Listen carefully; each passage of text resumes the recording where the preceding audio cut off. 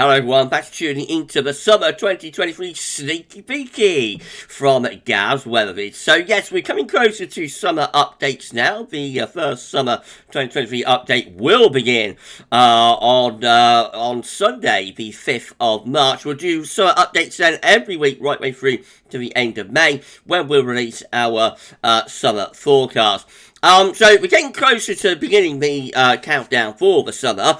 We always like to do an update in the winter though, just to set the scene and get a little bit of interest going. And so that's what we're going to do for this video, and I shall get on it for you in a moment. Just to say thank you so much to Shrine Britain for sorting all of this out for us. So this is entirely Shrine's work. Hope I did it justice, Shrine. Thank you so much, my friend, for sorting out our summer 2023 sneaky peeky.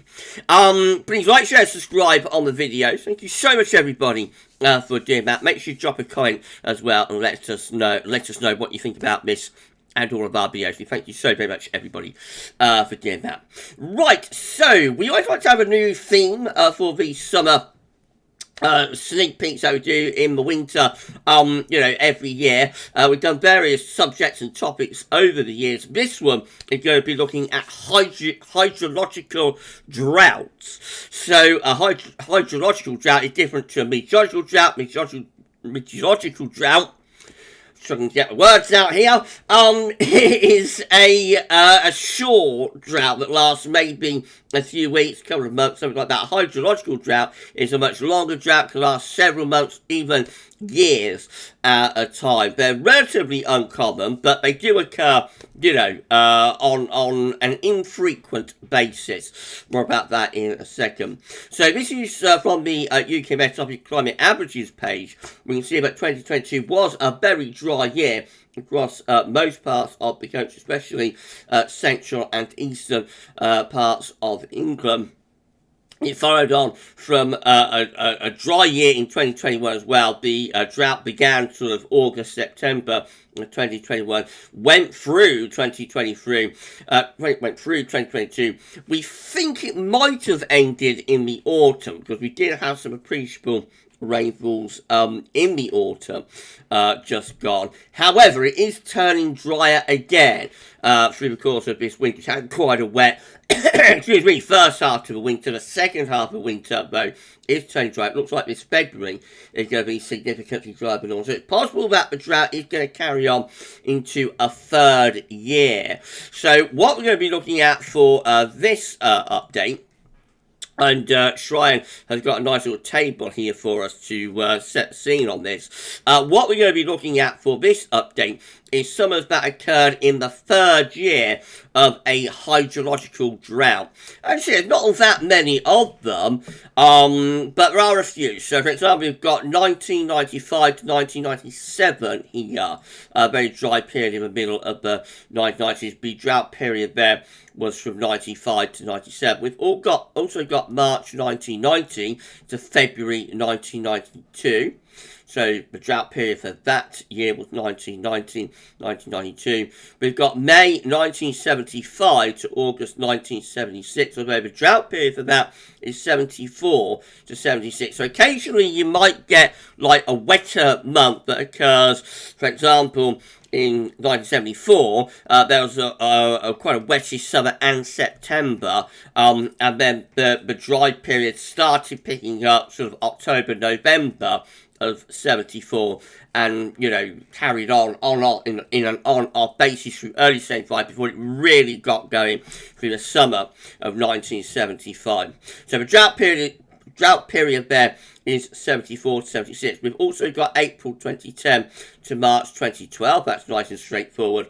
2010 to 2012. We've got April 1933 to November 1934. Although the drought period there is 1932 to 1935. We've got August 1947 to September 1949. That's nice and straightforward. Drought period is 47 to 49. August 72 to May 74. Drought period 1972 to 1974. So you see how it can work out in that example, we have like 1972 really to 1976, but it's like a 4-year drought period. But there are, in an on-off fashion in the middle part of that, there are some wetter months in the summer to early autumn of 1974. We've also got December 1963 to February 1965, and then we've got November 2004 to April 2006. The period for that is 04 to 07. So although it did turn a little bit wetter in May of 2006, but then the dry spell came back, to the second half of 2006 and into 2007. 06, 07 was a very dry winter. So that's why we're a little bit unsure about whether this drought period has ended or whether we just paused the drought in the summer, but we're going to pick in the autumn, I should say, but we're going to pick it up again, or we are starting to pick it up again now as we're into February and going on into into the spring. Now, there are 3 prolonged periods of drought that are excluded from this. We've got 1920 to 1921, which is a very dry period, but didn't quite last for 3 years. We've got February 1943 to June 1944. Again, that was a very dry period, but doesn't last for 3 years. And we've got August 1988 to November 1989, through the winter of 88, which was exceptionally mild and dry. And that is excluded too, because again, that didn't last the 3 years. So we're looking at like the third summer of these drought periods. So the key summers, the key years that we're going to focus on any moment is going to be summer 1997, summer 1992, summer 1976, summer 2012, summer 1935, summer 1949, summer 1974, summer 1965, and summer 2007. Right, so let's have a look at those summers, shall we? We're going to start off with 1935 here. This is our summer 1935, looks at the end of the 3-year drought. And you can see that this one has low pressure out to our northwest. So it looks like quite an unsettled summer. There is a lot of warm weather in this summer still. It's not overly unsettled, and I think it does have quite a hot July in 1935. There's a run of real classic summers, from 1932 all the way to 1935. There's 32, 33, 34, and summer 35 is a little bit of an add-on, albeit it's not quite as good as the previous 3, but nevertheless, it still has it certainly is a pretty warm summer, I think, in 1935. We have 1949, which is a very warm, quite a hot summer, with a lot of high pressure going on. So right at the end of 1940s, we get a really real classic extension as well that goes on into September. It starts early in May of 1949, so that is a little bit of a classic summer, really. This one's very different. This is 1965. Now, this is a very, very wet summer. So once that hydrological drought period ends, once that goes in the spring of 65, then it turns very unsettled. The summer of 1965 is a really cold and wet summer, as to be fair, many of them were in the 1960s. Also, a very unsettled summer is 1974. It's hard to make out where we are on this analogue, but we're around there. And so that one is a washout summer, really. Cold and wet summer in 1974. However, look at this. We've got the daddy of hot summers, 1976, coming at the end of a 3-year run of hydrological drought. High pressure centred right over the top of the country. That is the daddy of hot summers. And it's also the daddy of drought summers as well. Manages to go on until the end of August. And then when it breaks, of course, it's very, very wet through the autumn of 76. But for the summer, that is like a real classic hot, dry summer. 1992 breaks down the hydrological drought in the summer, so this one with lots of low pressure over into the west of the country. Income the west. It actually starts off pretty decent. There's a warm, dry spell late spring into early summer. May and June of 1992 are very warm and dry, but in July it begins to wobble, and by August the rains are back, and so the summer ends on a cool and wet note in 1992. 1997 is quite a hot summer, especially in August, with high pressure over Scandinavia. Low pressure is pushed away to the south, and winds are coming in from a hot easterly direction. It starts off quite a wet summer in June, so we have a lot of rain, quite cool temperatures in June. Then it starts getting warmer and warmer through July, and into August we have a very hot, volatile month with a lot of thunderstorms and, torrential rain showers, but also very hot and humid, sultry temperatures. 2007, of course, breaks the hydrological drought in May, and the summer is an absolute washout. So really, really bad summer in 2007. Flooding rains, especially in June and July. You see the northern blocking signal that sends the jet stream southwards and parts that trough of low pressure right over top of the country. That's an abysmal summer. 2007.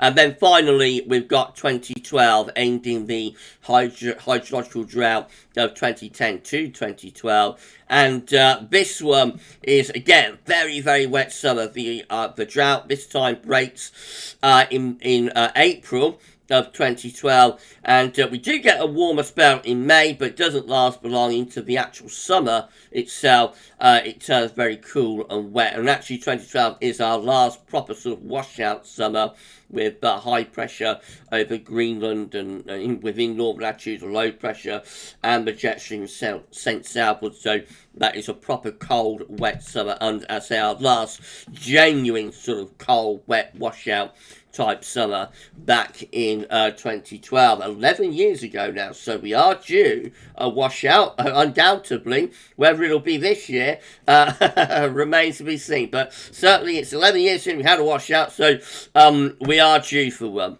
Right, so putting all of that together then, this is how all Junes combined are looking in the third year of a hydrological drought, with low pressure over and to the west of the country. High pressure is up towards Scandinavia, so unsettled signal for those Junes. Bear in mind there will be exceptions in there, so we've got 1976, which is a very, very hot June, very hot and dry. There will be exceptions, but overall it's a wet signal, unsettled signal for both Junes. All Julys combined, also quite unsettled, with the low pressure over and to the east and to the northeast country. High pressure is towards Greenland and Iceland, and winds tending to be coming in from a northerly direction. So a cooler signal for the Julys actually. And then all August combined possibly saves things a little bit. Still low pressure out to our west, so still quite a volatile signal, but with high pressure to the east, much more in the way of southerly type winds, you would have thought in those August. So a warmer type month, albeit with the low pressure out to our west, southwest, potentially quite volatile, maybe even, dare I say, thundery prospects perhaps for those August. That was definitely the case in 1997, but bear in mind 1976 was a very dry August, albeit not as hot as the earlier part of the summer, or not quite as hot as the early part of the summer. And 1992 is like a washout August, so bit of variation in there. So putting all of that together, this is how all summers combined are looking following the third year hydrological drought summers, with low pressure over and to the west of the country. It is an unsettled signal for these summers, bringing bouts of rain in from off the Atlantic. But there will be exceptions in there. 1949 was a decent summer, and of course we have got the daddy of hot summers in there as well, 1976. Now, I just want to come back to the table here. So, we've got a little bit of detail about the ENSO state of these summers and these drought periods. So you'll notice that there are no El Niños included in these drought periods. Generally, they tend to coincide with either ENSO neutral, but particularly with La Nina, we've got 1, 2, 3, 4, 5, 6. And if we include like the current period, 2021, 2022, possibly 2023, 7 that are La Nina periods. So we know that La Nina does increase the chance of drought over in America. Good example is what happened in the 1930s. Remember, we have got 1930s here, 1932, 1935. That period in America is regarded as the Dust Bowl period. So there was a period of tremendous, severe, fierce drought across many parts of America, particularly the breadbasket states of America in the early 1930s, but coincided with La Nina. La Nina probably wasn't the only reason for the Dust Bowl, but it was one of the important players in what happened in America. For us over on our side of the Atlantic, the evidence is a little bit patchier about what the effects of both El Nino and La Nina can mean for us. They aren't linear, they don't happen every time, just like they tend to more in the States. But we do see that we have got a high number of La Ninas included within these 3-year drought periods, and that is quite striking. Now, normally what happens at the end of La Nina is you'll tend to go from La Nina to ENSO neutral. And it's the same for El Nino in reverse, really. But El Nino tends to go from El Nino to La Nina more frequently, whereas after La Nina you tend to go back to ENSO neutral for a while, usually for a winter or so, and then El Nino will pick up. It's quite unusual, quite rare to go from La Nina straight to El Nino. But one time that did happen actually was in 1976, at the end of this La Nina period through the middle of the 1970s. We went from straight from La Nina right into El Nino through 76, and the transition happened actually, interestingly, in the summer of 1976. Shriners helpfully put in a table here showing England percentage deviation for average rainfall from 74 to 76. You see how most of the months through that period from 1974 to 1976 were dry. A little bit on off at the beginning, so from 74 into 75, a little bit on off. 1 or 2 months are wetter, November and January, for example, in between drier months, which are December and February. So it starts off a little bit on off, but then the drought sort of picks up as we go further on through 1975, albeit with the odd exception here and there. As ever, within any long-term trend, you always get a deviation here and there. So the deviation in this drought period is September 1975. At the end of the hot summer of 75, we have a wet September, and then the drought, is very much back on. It's only a deviation. The drought then is back on through the rest of the autumn and into the winter of 75, 76. And then we have another little deviation in May 76, which has near normal rainfall as opposed to being very dry. I think a lot of that comes from thunderstorms. And then we're back into the drought again through the summer months of 1976 before it finally breaks. It finally ends. The final end of the Great Drought happens in the end of August into September of 76. Albeit even then we get a couple of dry months right at the end of 76. November and December do turn a little bit drier. But that, the drought is over by the end of the summer of 1976. So how that compares to currently is, again, we're have been in a very dry period. We know that from 2021. Started in August 2021. We had a wetter October. We had a very dry November. So you see how it starts off a little bit patchy at the beginning. It looks kind of like what happened from 74, 75, doesn't it? Then you get the very, very dry months here through the middle months of 2022, especially through the summer months, but also spring included. Then we go into the wetter autumn. September, October, November brings some some useful rainfalls back. But then we get the drier December. We know that January is going to be about average rainfall, and it looks like February is going to be very dry. So is the dry spell actually continuing? Is the drought continuing, or did it break just here? We won't know until a few months further on. But going back to the 74 to 76 example, I just want to show you what CFSV2 is forecasting for this summer. So in terms of ENSO, so at the moment we're still in weak La Nina condition. We're still around here, just under the all-important half a degree below average. However, you can see from the black dash line that the CFSV2 is lifting that up through the spring and into summer. So by the time we get through to July, CFS does actually have us in a weak El Nino at the moment, and that carries on with weak El Nino conditions in the central part of the equatorial Pacific, going right way through into the autumn as far as we get to is to October. Now, that's the CFS, so sometimes CFS can be a little bit unreliable, but look at what the ECMWF is doing. So this is the mean forecast for sea surface temperature anomalies for March, April, May. You see the warmer than average sea surface temperature anomalies here over towards the equatorial side, in the equatorial part of the Pacific Ocean over towards the Peruvian side. If we go through to April, May, June, we see that that El Nino signal begins to strengthen a little bit. And we go through to May, June, July, when it strengthens further. And we go through to June, July, August, the summer itself of 2023. We definitely have an El Nino signal there, albeit it is a rather eastern-based El Nino, but definitely an El Nino signature at its core. Over here in the east, it's around 1 to 2 degrees above. It's over 2 degrees above average, I should say. In the central part of the equatorial Pacific Ocean, it's kind of like half a degree to 1.5 degrees, I think, above average on the temperature scale, which is quite significant for for a summer El Nino. Normally these events strengthen as you go from the summer into the autumn. So quite a strong signal within some of the long-range model output here. Quite a strong signal for El Nino to begin to get going through the course of this summer, which is, as I say, quite unusual. Quite rare for that to happen.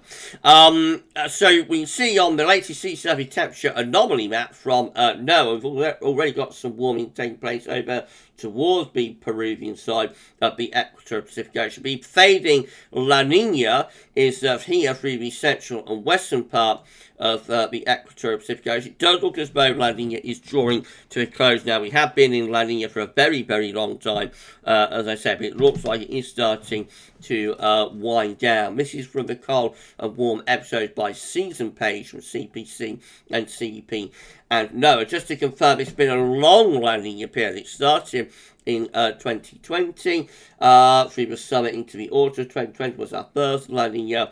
It kept going through most of 2021, just fade back to ENSO neutral for a little bit during the middle part of 2021, but basically 2021 is a La Nina year, and it went on all the way through 2022 as well. The whole year of 2022 kept that La Nina going. The last time that happened, as I just talking about, was in the middle of the 1970s. So this La Nina started in 1973, in the middle part of 73, became a very strong La Nina for winter 73-74, then faded a little bit through the summer of 74 before picking back up the winter of 74-75, albeit that was rather weaker La Nina.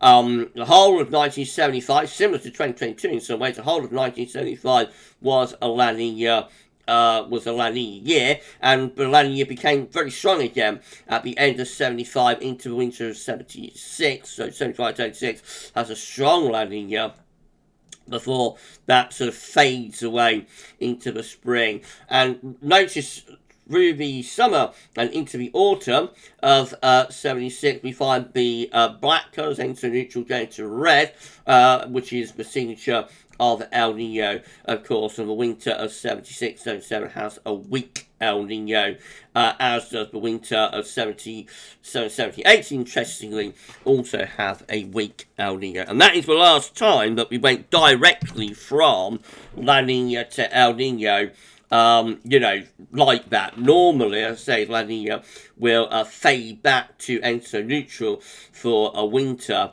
at the end of it. And then you'll pick up the next El Nino event once again. So quite unusual developments, here.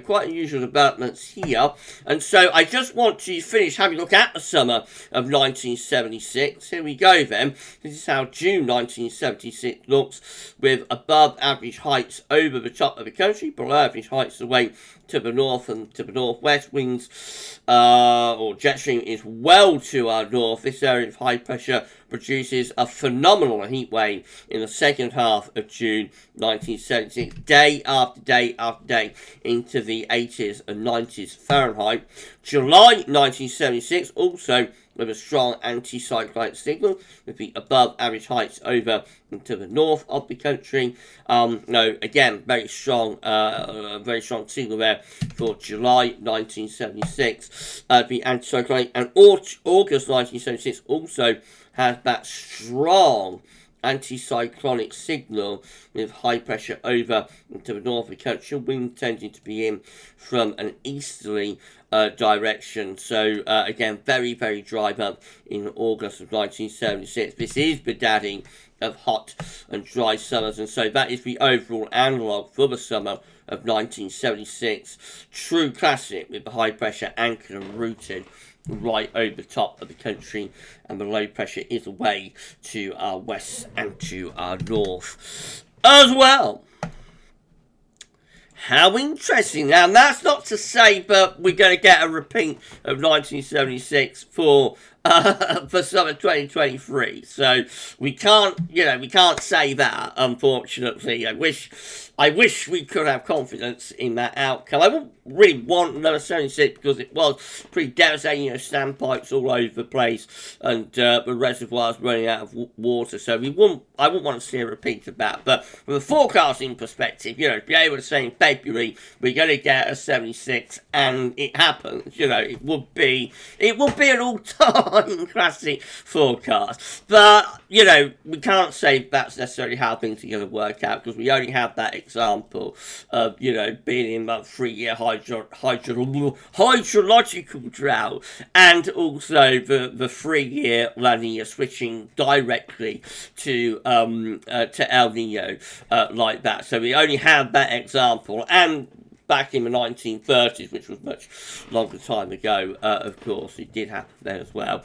Though we're just going to wait and see, what's going to happen. But it's certainly food for thought. I think there will be a lot of interest with this coming summer, especially after how hot last summer was. And, I did, at the time, I kind of wondered whether, summer 2022 was 75, and whether summer 2023 is going to be 76. That has always been at the back of my mind, but I went off the idea when it became quite wet through the autumn, because I thought, the autumn was like the break of the drought. But given that we're beginning to go drier again, and the predominance of high pressure reaching back in from the Azores, it's back, back in business again, I'm just beginning to wonder, about this summer. So let's wait and see where things are going. And, of course, we will begin our summer countdown, and we'll bring you all of our summer data week by week, leading up to our summer forecast, starting from certainly the 5th of March, going right way through to the end of May. Thank you so much to Shryan, our Ace Master, Shryan Brown. Thank you so much to Shryan for getting all this together. This has all been Shryan's work, I have to say. I'm just presenting, the research that Shryan's done. So thank you so much to Shryan Brown for that. And there we go. There's our summer 2023 sneaky peeky. We've got a couple more spring updates to go and a spring forecast. And then we shall be well and truly on the hunt and the countdown to summer 2023. So buckle up. And summer updates starting at the beginning of March. Thank you so much for watching, and for this one, Bye for now.